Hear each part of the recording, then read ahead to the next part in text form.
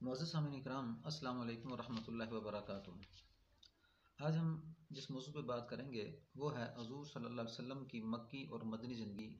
مختصر طور پہ میں کوشش کروں گا کہ آپ کے سامنے کچھ تفصیل رکھ دوں۔ اگر آپ چینل پر نئے ہیں تو چینل کو سبسکرائب کر دیں، بیل آئیکن کے بٹن کو دبا دیں، ویڈیو کو لائک بھی کر دیں اور ثواب کی نیت سے شیئر بھی کرتے رہیں۔ فرمایا کہ حضور صلی اللہ علیہ وسلم کے جو 40 سال ہیں، 40 سال کی عمر میں آپ صلی اللہ علیہ وسلم کے اوپر نبوت کا ظہور ہوا، پہلی وحی نازل ہوئی، اور 40 سال آپ صلی اللہ علیہ وسلم جس قوم میں رہے وہ آپ کو امین اور آپ کو صادق کہا کرتی تھی، اور آپ صلی اللہ علیہ وسلم ایک نیک شخصیت کے ساتھ پہچانے جاتے تھے۔ نبی ہمیشہ نبوت سے پہلے بھی سارے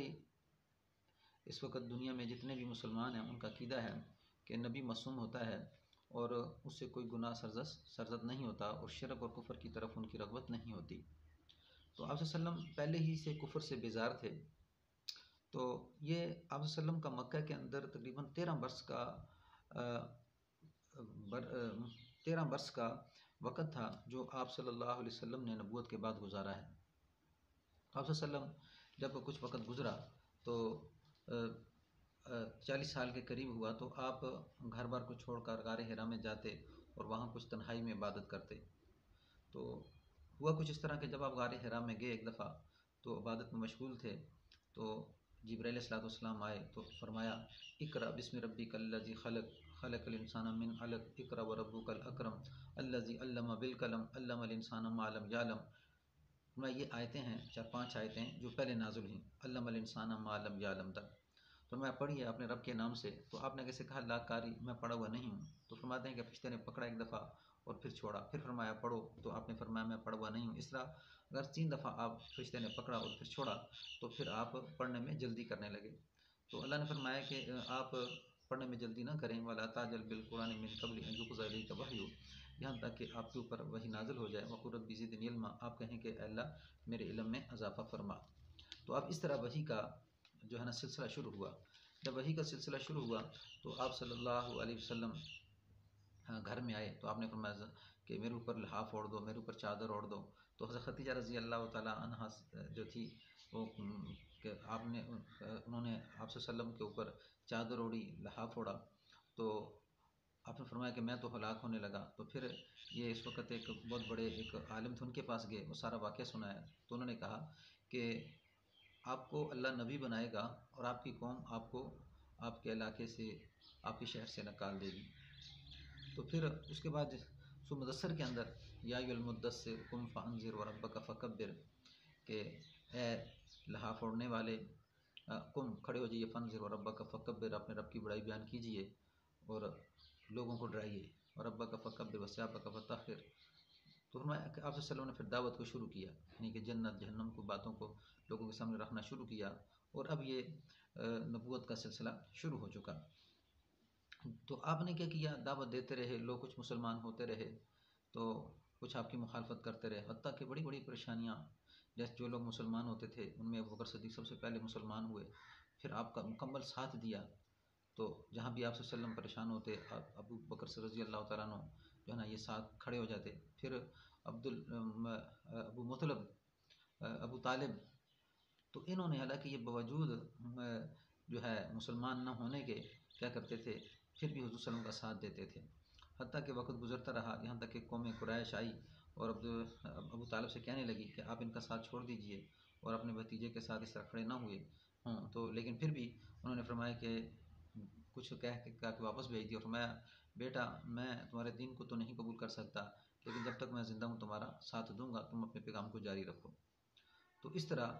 اب ابو طالب جو تھے وہ خوب اچھی طرح ساتھ دے رہے تھے۔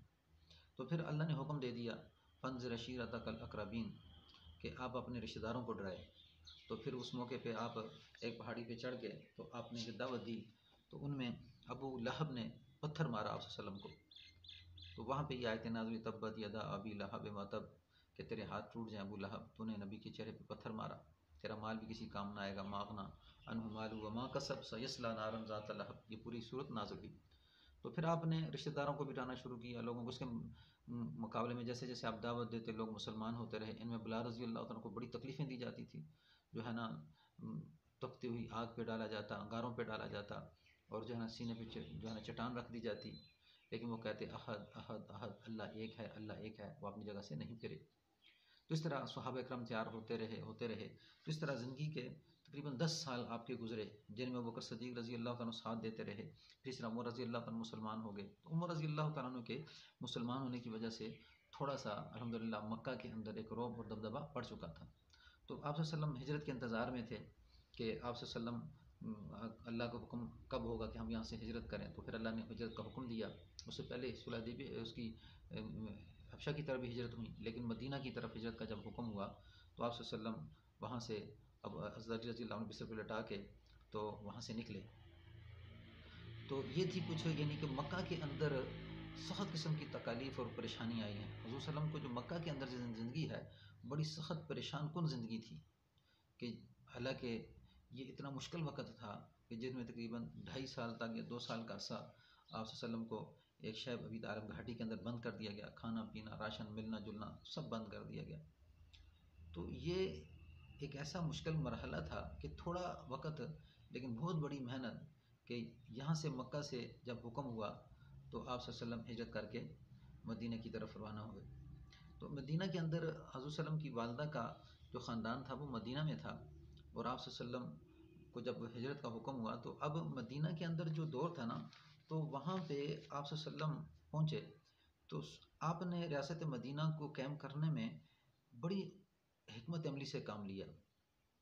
کہ اب آگے ایک بہت بڑا دین کی ذمہ داری ہے، اس کو پوری دنیا میں اجاگر کرنا ہے۔ لیکن اللہ سبحانہ و تعالیٰ نے حضرت محمد صلی اللہ علیہ وسلم کو وہ سعادتیں نصیب فرمائی تھی، وہ حکمت نازل فرمائی تھی کہ رہتی دنیا تک یاد کیا جاتا ہے کہ آپ صلی اللہ علیہ وسلم نے کس طرح اتنی بڑی ریاست کا کام کر کے پوری دنیا میں اسلام کو زندہ کر دیا۔ تو یہ جو تکالیف تھی مکہ کے اندر، تو ان کے ثمرے میں اب مدینہ کے اندر ماحول بنا۔ جب مدینہ کے اندر ماحول بن چکا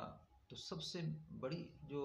حضور صلی اللہ علیہ وسلم کی زندگی کی جو وجہ تھی، اس میں آپ لوگوں کی اصلاح کرتے تھے، یعنی لوگوں کو دین پہ کھڑا کرتے تھے، لوگوں کے اندر وہ دین کے جذبات پیدا کرتے، جنت جہنم کا شوق پیدا کرتے تھے۔ تو وہ جو صحابہ تیار ہوئے تو وہ ایسے عظیم طریقے سے تیار ہوئے کہ جب مدینہ میں گئے تو مدینہ کی زندگی میں آپ کے پہلے تقریباً 6 سال جو گزرے ہیں ہجرت کے 6 سال میں، تو ایک تو یہ دور تھا۔ پھر ہجرت کے بعد صلح حدیبیہ کے بعد 2 سال یہ تھے، یعنی 8 ہجری تک، اور پھر 8 ہجری کے بعد 2.5 سال تک کا وقت ہے جو حضور صلی اللہ علیہ وسلم نے وقت گزارا۔ یہ تقریباً بن جاتے ہیں تقریباً 13 سال اس طرح بنتے ہیں۔ تو مدینہ میں جو سب سے پہلا آپ صلی اللہ علیہ وسلم نے کام کیا تھا وہ تھا کہ وہاں پہ مسجد کی بنیاد رکھنا، مسجد نبوی کی بنیاد رکھنا۔ تو مسجد نبوی کی جو بنیاد رکھی گئی ہے، تو یہ مسجد نبوی پورے عالم میں دین کے زندہ ہونے کا ذریعہ بنی۔ تو مسجد نبوی جو بنیاد رکھی تو اس میں مسجد نبوی صرف نماز پڑھنے کے لیے نہیں تھی، وہ مسلمانوں کی کچہری تھی، مسلمانوں کی جو ہے نا ہائی کورٹ اور مسلمانوں کا سپریم کورٹ، وہاں سے فیصلے ہوتے، وہاں پہ سزا کے طور پہ انہیں سزا ہوتی لوگوں کو، اور عبادت کے طور پہ عبادت ہوتی، یعنی جتنے بھی اسلام کے فیصلے تھے وہ مسجد نبوی سے سرزد ہوتے تھے۔ تو یہ سب سے پہلی بنیاد، یعنی مسجد کا جو مین دین اسلام کے اندر اللہ نے ایک رکھا ہے کہ مسجد ایک ایسا خاصہ ہے جو مسلمان کے ساتھ خاص ہے، اور مسلمان اسی کی وجہ سے بلندیاں پاتا ہے۔ تو جب مسجد کی آپ نے سب سے پہلے بنیاد رکھ لی تو پھر آگے آپ صلی اللہ علیہ وسلم جو آپ نے دوسری جو کام کیا تو مسلمانوں کے اندر بھائی چارہ قائم کیا۔ مسلمان آپس میں جو حالانکہ کوئی جو مہاجر تھے تو وہ مہاجر جو مکہ سے آنے والے تھے، ان کو مدینہ کے لوگوں کے ساتھ بھائی بھائی بنا کے آپ نے جوڑ دیا۔ حتیٰ کہ مدینہ کے لوگ جو وہاں کے رہنے والے تھے، جو مسلمان ہو چکے تھے، انہوں نے اپنی محبت کا اس طرح اظہار کیا، اور آپ نے ایسی توحید کی محنت کی، ایسی محبت کو بٹھایا کہ یہ جو تم کر رہے ہو تو یہ اللہ تعالیٰ کے لیے کر رہے ہو۔ تو انہوں نے اپنی جانیں لٹا دی ان ہجرت کرنے والوں پہ، اپنا مال لٹا دیا، یہاں تک کہ جس کی 2 بیویاں تھیں وہ کہنے لگے کہ اگر تم چاہتے ہو تو ایک بیوی کو میں طلاق دیتا ہوں، تم اس سے شادی کر لو۔ عبدالرحمن بن عوف کا پورا بڑا واقعہ آتا ہے۔ اسی طرح یعنی کہ انہوں نے اتنی محنت کی اور اتنی انہوں نے ایک دوسرے کے ساتھ تعاون کیا کہ سکے بھائیوں سے زیادہ بھائی چارہ قائم ہو چکا تھا۔ یعنی دوسری وجہ، یعنی کہ جب مکہ کے اندر جو محنت ہوئی ہے، اس محنت کے نتیجے میں جو مکہ سے ہجرت کر کے آپ صلی اللہ علیہ وسلم کے پاس آئے پھر مدینہ میں، تو ایک ایسا بھائی چارہ قائم ہو چکا تھا کہ یہ صحابہ ایک دوسرے پہ جان دینے کے لیے تیار تھے۔ یہ دوسری بات آپ صلی اللہ علیہ وسلم کی بنیادی۔ اب بھی جو معاشرہ قائم ہوگا، تو پہلے جو معاشرہ مکہ کے اندر جو چلے وہ ترتیب دعوت تھی، کہ دعوت دے دے کے لوگوں کے دلوں کو نرم کرنا، دعوت دے دے کے اللہ سبحانہ و تعالیٰ کی طرف لوگوں کو بلا بلا کے ان کا تعلق اللہ سے بنانا، کہ اللہ کون ہے، اللہ کا تعارف کروانا تھا، اللہ کی بڑائی کو لوگوں کے سامنے ظاہر کرنا تھا، کہ وہ زمین، آسمان، سورج، چاند، ستارے جس اللہ نے بنائے ہیں، انسان اللہ نے بنائے ہیں، وہ کون ہے، اس کو کیسے پہچانیں، اس کے احکام کیا ہیں، اس کی طرف کیسے جانا ہے۔ تو یہ مکہ کے اندر تھا۔ تو اس نتیجے میں جو معاشرہ تیار ہو چکا تھا، تو انہوں نے اپنی جانیں آپ صلی اللہ علیہ وسلم پہ نچھاور کر دی اور ساتھیوں پہ نچھاور کر دی تھی۔ یہ دوسرا کام تھا۔ تو پھر ان میں مدینہ کے اندر تقریباً 3 قبیلے تھے، جن میں ایک وہ تھے جو مسلمان ہو چکے تھے اور ایک مشرکین تھے۔ جس طرح مکہ میں مشرکین تھے، تو اسی طرح اس میں مشرکین تھے، تیسرے یہودی تھے۔ تو آپ نے جو تیسرا کام کیا، تو ان میں جو تھے نا یہودی، یہ سب سے زیادہ وہاں پہ کیا تھے، بزنس مین تھے، وہاں کے جو ہیں کاروباری، تجارت اور اس طرح کا پیشہ ان کا جو بڑا عروج پہ چل رہا تھا، اور یہ اس وقت بھی سودی کاروبار کرتے تھے۔ اور جو مشرکین تھے وہ کیا کرتے کہ مشرکین زیادہ تر کھیتی باڑی اور اس طرح کے کام میں لگے ہوئے تھے، اور یعنی کہ چھوٹے پیشے میں جو کام ہوتے ان میں وہ کرتے تھے۔ تو پھر آپ صلی اللہ علیہ وسلم نے سب سے پہلے مشرکین اور اسی طرح یہود کے درمیان جو معاہدہ قائم کیا، تو اس میں مشرکین کے 2 قبیلے تھے، اوس اور خزرج، اور اسی طرح جو ہے نا یہودیوں کے جو قبیلے تھے ان کے درمیان اور اپنے درمیان ایک معاہدہ قائم کر دیا کہ بھی باہر سے کوئی حملہ کرے گا تو ہم سب مل کے اس کا مقابلہ کریں گے، ہم میں سے ایک دوسرے کے ساتھ جو معاہدہ ہو چکا ہم توڑیں گے نہیں، تو اس طرح ہم اس طرح زندگی گزاریں گے۔ تو معاہدہ قائم کرنے کے بعد کیا ہوا کہ آپ صلی اللہ علیہ وسلم اس طرح آپ صلی اللہ علیہ وسلم نے سب کو جوڑ لیا۔ یہ اللہ سبحانہ و تعالیٰ کی طرف سے خصوصی حکمت تھی جو آپ صلی اللہ علیہ وسلم کو اللہ نے عطا فرمائی تھی۔ پھر جب یہودیوں نے عہد کی پاسداری نہ رکھی، تو عہد کو انہوں نے توڑنا شروع کیا، اور مشرکین مکہ نے ابی بن خلف کو استعمال کر کے کہ بھئی تم نے کیا کیا ہے کہ ہم مسلمانوں کو جگہ دے دی ہے، ہم ایک بڑا حملہ کرنے والے ہیں۔ تو اس میں آخر میں جا کے یہ یہودیوں نے معاہدہ توڑا، اور ابی بن خلف نے جو ہے نا کچھ سازشوں کی وجہ سے، تو جو آخری اسٹیپ چلا، تو آپ صلی اللہ علیہ وسلم کو مکہ کے اوپر چڑھائی کا حکم ہوا۔ تو اس طرح آپ ایک تو اللہ نے یہودیوں کے معاہدے توڑنے کی وجہ سے، کہ جس وقت معاہدے توڑ چکے تھے اس وقت مسلمانوں کی ایک مضبوط جماعت بن چکی تھی، تو مضبوط جماعت بننے کی وجہ سے پھر اللہ سبحانہ و تعالیٰ نے یہ حکم دے دیا کہ انہوں نے لوگوں نے معاہدہ توڑ دیا ہے، اب تم ان کے ساتھ معاہدہ نہ کرو بلکہ ان کو مدینہ سے نکال دو۔ تو اس طرح آپ صلی اللہ علیہ وسلم نے ان کے معاہدہ توڑنے کی وجہ سے مدینہ سے یہودیوں کو نکالا، اور پھر اللہ نے حکم دے دیا کہ آپ مکہ کے اوپر، تو اللہ سبحانہ و تعالیٰ نے حضور صلی اللہ علیہ وسلم کو حکم دیا کہ آپ پھر مکہ کے اوپر چڑھائی کریں، اور اس طرح آپ صلی اللہ علیہ وسلم مکہ کے اوپر چڑھائی کی، اور حضرت علی رضی اللہ تعالیٰ عنہ کو حکم دیا کہ بغیر لڑائی کے، یعنی کہ الحمدللہ مکہ فتح ہو گیا بغیر سوائے چند آدمیوں کے، آپ نے فرمایا کہ جو ابو سفیان کے گھر میں داخل ہو جائے اسے بھی معافی، جو بیت اللہ میں داخل ہو جائے اسے بھی معافی، جو اپنے گھروں کے دروازے بند کر لے اسے بھی معافی۔ اور پھر حضرت علی رضی اللہ عنہ سے فرمایا کہ اے علی، جا کے بیت اللہ سے بتوں کو توڑ ڈالو۔ تو آپ رضی اللہ تعالیٰ عنہ بیت اللہ میں داخل ہوئے، اور آپ مارتے تھے تلوار کے ساتھ ان کی گردنیں بتوں کی، اور آیت پڑھتے تھے کل جاء الحق وزهق الباطل ان الباطل کان زہوقا، کہ حق آ چکا اور باطل مٹ گیا، بے شک باطل مٹنے کے لیے۔ اس طرح آپ صلی اللہ علیہ وسلم نے سارے بتوں کو توڑ ڈالا، حضرت علی رضی اللہ عنہ تلوار لے کے سب کو توڑ ڈالا، اور بیت اللہ کو بتوں سے پاک کر دیا۔ اور اصل مقصود یہ تھا کہ بیت اللہ بھی اللہ کا گھر، اور جس بیت اللہ کے اندر بتوں کی پرستش کی جاتی تھی اس کو پاک کرنا مقصود تھا، جو ابراہیم علیہ السلام نے اس کی تعمیر، اللہ نے حکم دیا تھا کہ اس کی تعمیر رکھو، اس کی بنیاد رکھو، تو جس میں اللہ کے غیر کو ڈال دیا گیا تھا، تو اللہ نے بیت اللہ کو پاک کرنے کے لیے حضور صلی اللہ علیہ وسلم کو نبی بنا کر مبعوث کر کے تو اللہ سبحانہ و تعالیٰ نے آپ صلی اللہ علیہ وسلم سے وہ دین کا کام لیا، اللہ کی وحدانیت کا کام لیا۔ اس طرح پھر آپ صلی اللہ علیہ وسلم جب مکہ کو فتح کر چکے تو آپ صلی اللہ علیہ وسلم اس کے کچھ ہی عرصے کے بعد آخری حج کے دوران آپ صلی اللہ علیہ وسلم کو کوئی تکلیف ہوئی، اور تکلیف ہونے کے بعد وہی ذریعہ بنی آپ کی موت کا۔ اور آپ صلی اللہ علیہ وسلم یعنی کہ تقریباً 20 بال تھے آپ کی داڑھی میں جس وقت آپ صلی اللہ علیہ وسلم دنیا سے رخصت ہوئے، اور اس طرح آپ صلی اللہ علیہ وسلم دنیا سے چلے گئے۔ اور وہ بڑا عجیب وقت تھا جب آپ صلی اللہ علیہ وسلم دنیا سے گئے، تو صحابہ بڑے پریشان تھے۔ آپ صلی اللہ علیہ وسلم کا جب انتقال ہوا تو جس وقت آپ صلی اللہ علیہ وسلم کا انتقال ہوا تو اس بارے میں آیتیں نازل ہوئیں کہ ما محمد الا رسول، محمد نہیں ہے مگر ایک رسول ہیں، قد خلت من قبل الرسل، تحقیق جس طرح پہلے رسول آئے وہ بھی چلے گئے، افإن مات أو قتل انقلبتم على أعقابكم، اگر وہ مر جاتے ہیں یا قتل کر دی جاتے ہیں، ومن ينقلب على عقبيه فلن يضر الله شيئا، تو کیا تم الٹے پاؤں پھر جاؤ گے؟ اگر تم الٹے پاؤں پھرتے ہو تو تم اپنا ہی نقصان کرو گے، اللہ سبحانہ و تعالیٰ کا کوئی نقصان نہیں کر سکتے۔ وسنجزی الشاکرین، اللہ ان قریب شکر کرنے والوں کو جو ہے نیکی کرنے والوں کو ان کا اجر عطا فرمائے گا۔ ایک واحد ابوبکر صدیق تھے جو اتنے بڑے غم کو برداشت کر سکے،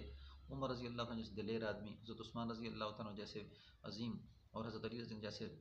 جلیل القدر بہادر آدمی، وہ بھی اس موقع کو برداشت نہیں کر سکے تھے۔ اور ابوبکر صدیق آئے، آپ نے آنکھوں کو بند کیا اور پھر آپ مسجد نبی میں گئے اور فرمایا کہ الحمدللہ آپ کی زندگی بھی پاک، آپ کی موت بھی پاک، اور اللہ نے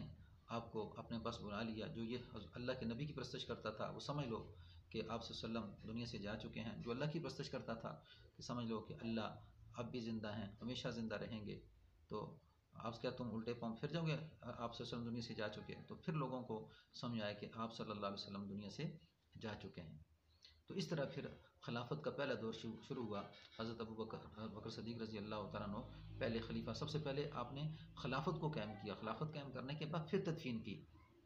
پہلے تدفین نہیں کی، جس وجہ سے آپ صلی اللہ علیہ وسلم ایک دن لیٹ بھی ہوئے کہ کچھ ان وجوہات سے کہ پہلے خلافت کے نظام کو سنبھالنا تھا، اس خلافت کے نظام کو سنبھالنے کے لیے کچھ وقت لگ گیا۔ اور پھر جب آپ سے دفن کیا گیا تو صحابیات ازواج محترمہ کہنے لگی کیا تمہیں جو ہے تکلیف نہ ہوئی کہ جس وقت آپ صلی اللہ علیہ وسلم کو دفن کر رہے تھے؟ فرمایا صحابہ نے کہ کیوں ہمیں تکلیف نہ ہوئی، لیکن اللہ کا حکم تھا کہ اللہ نے یہ حکم دیا ہے کہ ہر جو نفس ہے اس نے موت کا مزہ چکھنا ہے، اگرچہ وہ نبی ہیں لیکن انہوں نے موت کا مزہ چکھ لیا، اور اسی طرح ہر انسان نے چکھنا ہے۔ تو ہم نے اللہ کے حکم کو سمجھ کر ان کو دفن کیا۔ السلام علیکم ورحمۃ اللہ وبرکاتہ۔